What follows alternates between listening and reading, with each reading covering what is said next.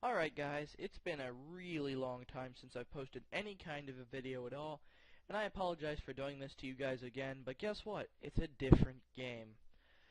But I'm actually going to do a series of Minecraft tutorials on a subject that turns most players completely in a 180 and they don't want anything to do with it. And that subject is, you guessed it by the title, Redstone.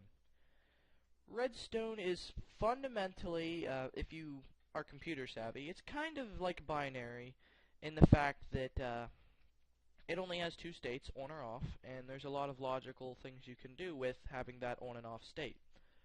Redstone also functions a little bit like circuitry, so that it conducts power.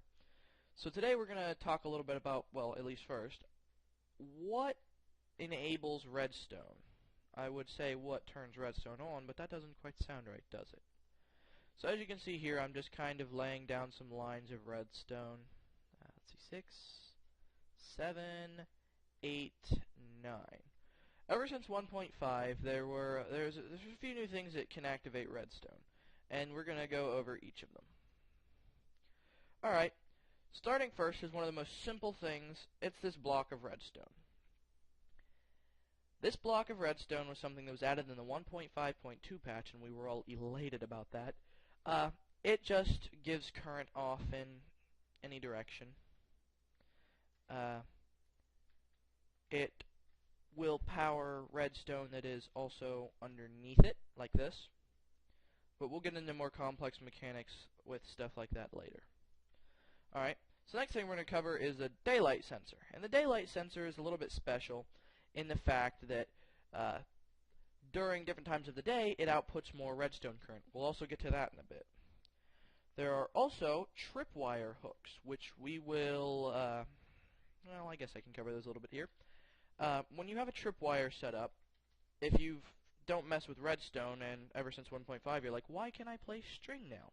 It's actually so you can hook these tripwires up, and I'm going to try and make it so you guys can see. When I touch the tripwire, the redstone out there lights up because it's getting power. Anyways, next on the agenda are buttons. Wooden buttons can be pressed just like a stone button can be pressed. The difference is, if you grab a bow out of your inventory and you shoot a wooden button, that will also trigger it. But if you, per se, shoot a stone button, nothing's going to happen. The next subject is much similar to the one we just covered. They are pressure plates. You have stone pressure plates and wooden pressure plates. We're just going to go over these two for now, because if you've seen the weighted pressure plates, they're a little bit more complex, so I'll cover those in another video. Stone pressure plates can only be triggered by mobs or players standing on them. Wooden pressure plates can also be triggered by mobs or players standing on them. Wooden pressure plates, however, can simply be triggered by dropping an item on them. And that makes them more convenient for certain other purposes that we'll cover certain uses for this stuff later. And next is the most simple thing that most people use, a lever.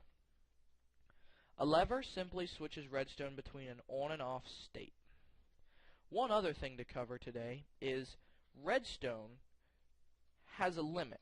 It can only travel 15 blocks before the current dies out. You can see the redstone slowly getting darker until eventually you have a piece that's not even giving off particles. Well, what if I have something over here and I needed to get a redstone signal to it? Well, there is this thing called a redstone repeater.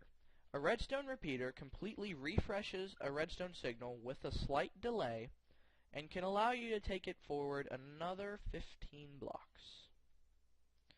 And you can continue forever just by adding more repeaters. I hope you guys enjoyed this tutorial, and there will be more to come soon. Next, we're going to talk about what redstone can do. See you guys then.